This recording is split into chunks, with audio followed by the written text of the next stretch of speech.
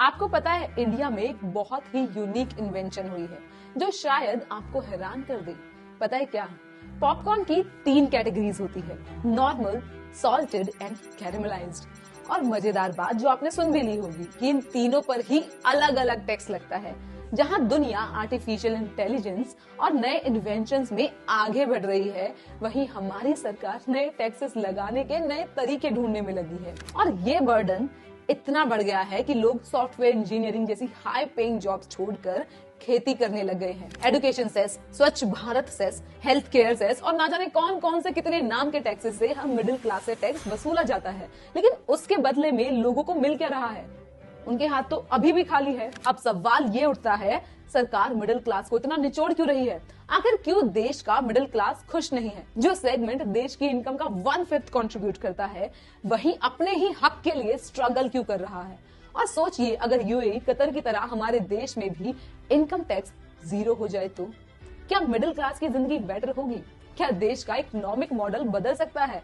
इन्हीं सब क्वेश्चंस का जवाब ढूंढेंगे आज हम इस वीडियो में, तो एंड तक बने रहना। ये टैक्सेशन सिस्टम सामान्य मानवीय जीवन पर बोझ बनी हुई, अक्सर शाही की लगाम बढ़ती चली जाती है। उसमें एक नए तरीके से देख करके रिफॉर्म लाने की समय की मांग है। आयरनी देख रहे हो, ये कहना था हमारे पीएम का 2014 में।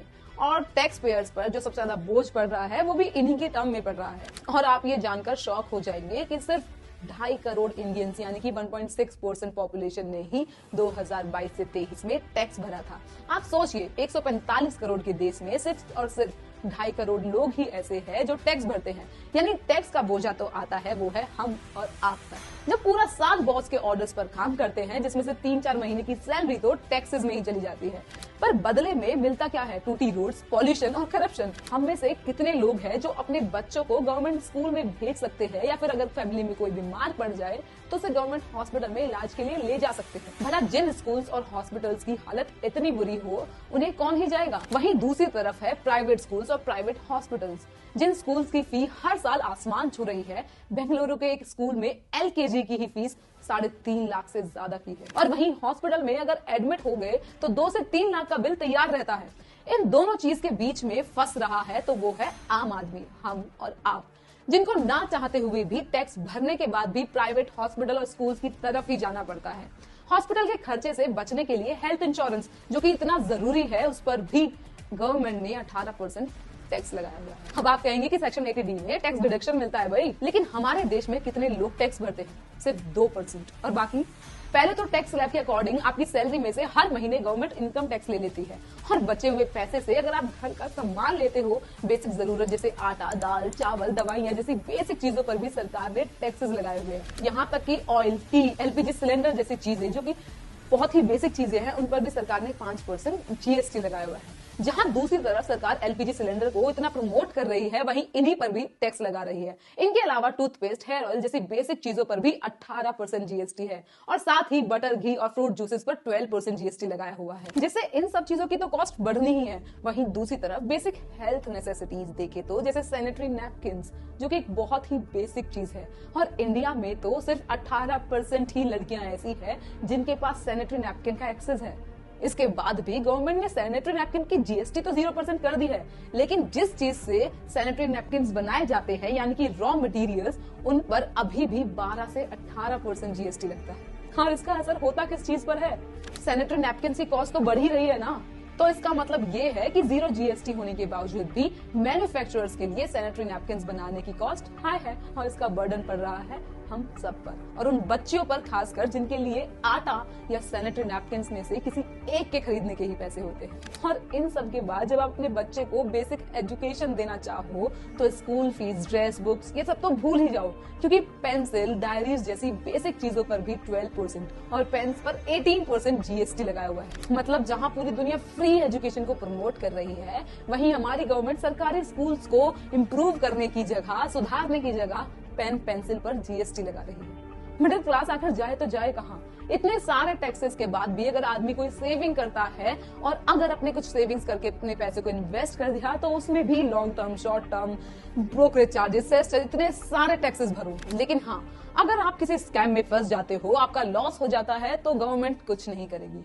अब आप ये सुनिए। आज मुझे ये कहने में बिल्कुल भी गुरेज नहीं है that sir we in India today pay taxes like England to get services like Somalia. हमारे देश की सच्चाई ही है। यूएस में 43% पॉपुलेशन टैक्स देती है, जबकि इंडिया में सिर्फ 2% लोग ही है जो टैक्स पे करते हैं, और ये 2% मिडिल क्लास है। सिर्फ 2% लोगों को सरकार निचोड़ कर इनकम पर भी टैक्स ले रही है और उनकी इनकम से खरीदी गई चीजों पर भी टैक्सेस वसूल कर रही है। मतलब आप समझो, एक आम आदमी को जितना टैक्स देना पड़ रहा है उतना ही मुकेश अंबानी जी को भी देना पड़ता है। नाउ ऑब्वियसली अंबानी जी पर तो इन टैक्सेस का कोई असर नहीं होगा, पर एक नॉर्मल आदमी की जिंदगी पर ये टैक्स बहुत बड़ा इम्पैक्ट डालते हैं। इतने सारे टैक्सेस से आज मिडिल क्लास आदमी की हालत इतनी खराब हो गई है कि वो खर्च करने पर भी डर रहा है, जिसका सीधा सीधा इम्पैक्ट हमारी इकोनॉमी पर पड़ रहा है। क्योंकि अगर आज आपने जैसे तैसे करके कुछ पैसे जोड़कर उन पैसों से आपको एक गाड़ी खरीदनी हो तो उस पर रजिस्ट्रेशन टैक्स, रोड टैक्स और ना जाने कितने तरह के अलग अलग सेस लगते हैं, जिससे उसकी कीमत और बढ़ जाती है। और उस गाड़ी को चलाने के लिए पेट्रोल, डीजल लगेगा, जिसपे अलग से टैक्स है, और उसके बाद टोल टैक्स भी आपका इंतजार कर रहा है। Our government is very efficient in collecting taxes rather than working. और कुछ नहीं तो road and infrastructure cess, health education cess के नाम पर टैक्सेस वसूलते हैं, और बदले में मिलता है बनने के 5 दिन बाद ही टूटने वाले ब्रिज, गड्ढे वाली सड़कें जिन पर कोई पैदल भी नहीं चल सकता, और हेल्थ एजुकेशन का तो डब्बा गुलू है ही। और कहने के लिए तो सभी पॉलिटिशियंस के अकॉर्डिंग इनके government schools and hospital world class facilities के हैं, लेकिन इनके खुद के बच्चे पढ़ने के लिए बाहर दूसरी कंट्रीज में, ऑक्सफोर्ड, हार्वर्ड में भेजे जाते हैं, और ये खुद का अपना इलाज या तो फॉरेन के या फिर इंडिया के महंगे महंगे हॉस्पिटल्स में करवाते हैं। और अगर ग्राउंड रियलिटी की बात करें तो इन स्कूल्स एंड हॉस्पिटल्स की हालत इतनी बदतर है कि कोई भी आदमी इनकी ये वर्ल्ड क्लास फैसिलिटीज देखकर वहां जाना ही नहीं चाहेगा। अपने बच्चों को बाहर पढ़ाना गलत नहीं है, बट ये हिपोक्रेसी फैलाना लोगों के बीच में ये बहुत ही ज्यादा गलत है। बट आप ये पूछेंगे कि हम इतना सारा टैक्स भर रहे हैं तो ये पैसा जा कहाँ रहा है? ये लोग इस पैसे का यूज करते हैं इलेक्शंस के टाइम पर लोगों को फ्री बीज बांटने में और अपने प्रचार करने में। आप सुनकर शॉक हो जाएंगे कि पिछले साल लोकसभा इलेक्शंस में 1.35 लाख करोड़ रुपए खर्च किए गए थे, जो सिर्फ डेटा बता रहा है। रियल फिगर तो आप सोचिए कितना होगा। स्टेट्स का सोशल वेलफेयर स्पेंडिंग 10 साल का हाईएस्ट लेवल पर पहुंच गया है, जो 4 लाख करोड़ है। लेकिन ये spending education, health care, public health और दूसरे की सेक्टर्स को इंक्लूड नहीं करती, क्योंकि इनका बजट तो अलग से एलोकेट किया जाता है। आपके पैसे का यहाँ ऐसे यूज किया जाता है, मतलब मिडिल क्लास टैक्स भर रहा है और उसके बदले में मिलता है ठेंगा। सेंसस 2011 के अनुसार लगभग 55% लोग फार्मिंग करते हैं। इसमें कुछ गलत नहीं है, लेकिन फार्मिंग की इनकम पर भी एक पैसे का टैक्स नहीं है। अगर आप फार्मिंग करके करोड़पति भी बन जाओ तो भी आप पर कोई टैक्स नहीं बनता। ये छोटे किसानों के लिए तो बहुत सही है, लेकिन इसका असल में फायदा वो उठा रहे हैं जो थार फोर्ड में घूमते हैं। इसलिए लोग अपनी नौकरी छोड़कर खेती करने का सोच रहे हैं। खेती में भी बात करें तो सरकार ने फर्टिलाइजर्स पर भी 5% जीएसटी लगा रखा है। फर्टिलाइजर्स, पेस्टिसाइड्स, मशीनरी और फ्यूल पर लगने वाले टैक्सेस स्मॉल फार्मर्स की प्रोडक्शन कॉस्ट को बहुत बढ़ा देता है। इससे उनकी प्रॉफिट मार्जिन कम हो जाती है और उनकी लाइवलीहुड पर प्रेशर बढ़ता है। ये इसलिए होता है क्योंकि इनपुट्स का एक्स्ट्रा कॉस्ट बढ़ने के बावजूद उनकी क्रॉप्स का सेलिंग प्राइस हमेशा प्रोपोर्शनली बढ़ता नहीं है। वही अमीर फार्मर्स पर इनका ज्यादा इफेक्ट नहीं होता। और अमीर लोगों के पास तो अपना टैक्स बचाने के लिए 100 तरीके हैं, क्योंकि करप्शन की तो हमारे देश में कोई कमी है ही नहीं। और आखिर में बच जाते हैं ये 2 से 3% मिडिल क्लास, जिनका गवर्नमेंट खून चूसती है। सरकार की टोटल इनकम का 19% हिस्सा सिर्फ इनकम टैक्स से आता है, और ये भी सिर्फ 2% लोगों से ही वसूला जाता है, जो लगभग 1/5 हिस्सा बनाते हैं गवर्नमेंट की टोटल इनकम का। और उसके बाद एक्सपेंडिचर्स पर भी अलग टैक्सेस। ये हालत है मिडिल क्लास की देश में। अगर इंडिया के टैक्सेस को बाहर से कंपेयर करें तो बाहर के टैक्सेस बहुत ही कम है इंडिया के कंपैरिजन में। 78 लाख तक वहां पर बस 22% टैक्स लगता है, और यहाँ पर 15 लाख तक पर ही 30% प्लस और ना जाने क्या क्या। बट मेन बात यहाँ पर ये है कि यूएसए की फैसिलिटीज भी बहुत ही बढ़िया है। Free schools, good hospitals and roads, infrastructure. India वालों के हाथ इतना टैक्स देने के बाद भी खाली ही है। अब आप लोग ये सोचेंगे कि इनकम टैक्स को फिर खत्म क्यों नहीं कर देते, इसे तो खत्म कर देना चाहिए, बट इससे गवर्नमेंट का नुकसान हो जाएगा। क्या हो अगर मैं आपसे कहूँ कि इससे नुकसान और फायदा दोनों है। अगर इनकम टैक्स खत्म हो जाए तो लोगों के पास ज्यादा पैसा होगा जो सेविंग्स और स्पेंडिंग्स में जाएगा। इससे इकोनॉमी में पैसा सर्कुलेट होगा और डिमांड बढ़ेगी, जो मार्केट को एनर्जाइज करेगा। ज्यादा डिस्पोजेबल इनकम से लोग ज्यादा खर्च करेंगे, जिससे एम्प्लॉयमेंट भी बढ़ेगा। टैक्स फ्री इनकम लोगों को अपना पैसा बिजनेसेस और इन्वेस्टमेंट में लगाने के लिए मोटिवेट करेगा, जो इकोनॉमिक ग्रोथ और नए अपॉर्चुनिटीज को क्रिएट करेगा। लेकिन फायदे से ज्यादा इसके नुकसान है। अब आप सोचोगे कि इसके क्या ही नुकसान हो सकता है, बस गवर्नमेंट के पास पैसा कम आएगा। आप जरा वाइडर व्यू से सोचो इसके नुकसान के बारे में। गवर्नमेंट का जो रेवेन्यू है वो तो कम होगा ही। इनकम टैक्स गवर्नमेंट का मेन रेवेन्यू सोर्स होता है, और अगर ये बंद हो जाए तो गवर्नमेंट की जो एसेंशियल सर्विसेज है, जैसे कि हेल्थ केयर, एजुकेशन के लिए पैसे ही नहीं मिलेंगे, और वो दूसरे टैक्सेस बढ़ाकर ये सबको वसूलेंगी, जो लो इनकम ग्रुप्स को ज्यादा इम्पैक्ट करता है। साथ में इनइक्वालिटी भी बढ़ सकती है। इनकम टैक्स रिच लोगों से ज्यादा टैक्स लेता है, जो इनइक्वालिटी को थोड़ा कम करता है। अगर ये हटा दिया जाए तो अमीर लोग कम टैक्स देंगे और ये गैप और बढ़ेगा। साथ में जो इनडायरेक्ट टैक्सेस पर जो डिपेंडेंस है वो भी बहुत बढ़ जाएगा। इनकम टैक्स के बिना गवर्नमेंट इनडायरेक्ट टैक्सेस जैसे जीएसटी इन सबको बढ़ा सकता है।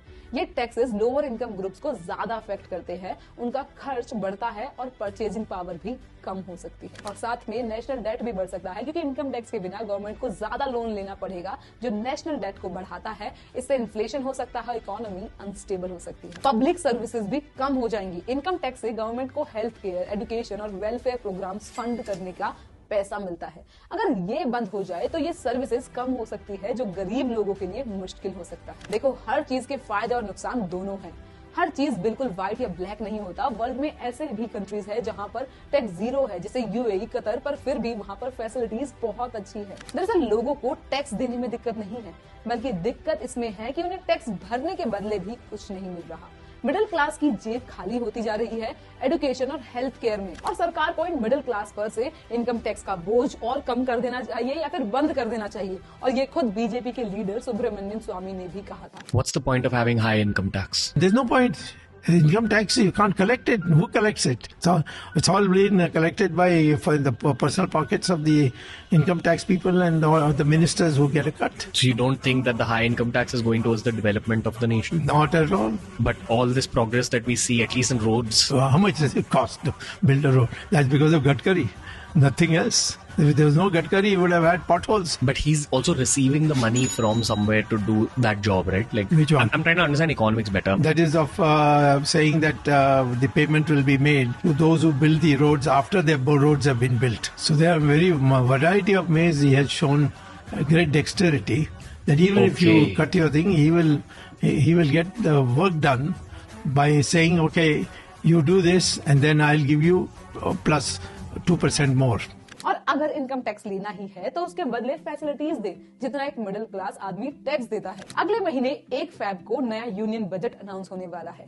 मिडिल क्लास, जो इंडिया की टैक्स पेइंग पॉपुलेशन का एक बड़ा हिस्सा है, हर साल बजट के दिन गवर्नमेंट की तरफ उम्मीद भरी नजरों से देखता है। ये वो इग्नोर्ड सेगमेंट है जो अपनी कमाई पर इनकम टैक्स तो भरता ही है, साथ में खर्चे पर भी जीएसटी भी देता है। सिर्फ 2% पॉपुलेशन होने के बावजूद ये मिडिल क्लास देश के इंफ्रास्ट्रक्चर ग्रोथ और वेलफेयर पॉलिटिक्स के लिए सबसे बड़ा कंट्रीब्यूशन करता है। हर साल जब यूनियन बजट पार्लियामेंट में प्रेजेंट होता है तो बिजनेसमैन उसको फैंटास्टिक बोलने के लिए लाइन लगा देते हैं। बैंड बजती है तो सिर्फ और सिर्फ मिडिल क्लास की। हमें हमारे टैक्स सिस्टम को और भी ज्यादा एफिशिएंट बनाने की जरूरत है, ना कि सिर्फ 2% लोगों पर ही डिपेंड होने के लिए। जो अमीर फार्मर्स हैं उन पर टैक्स लगाओ, जो टैक्स भर ही सकते हैं। इससे टैक्स भी बढ़ेगा और सर्विसेज भी इंप्रूव होगी। सो आपको क्या लगता है कि गवर्नमेंट को इनकम टैक्स जीरो कर देना चाहिए? आपकी क्या राय है मुझे कमेंट करके जरूर बताना। मैं आपको मिलूंगी जल्द ही एक और वीडियो के साथ।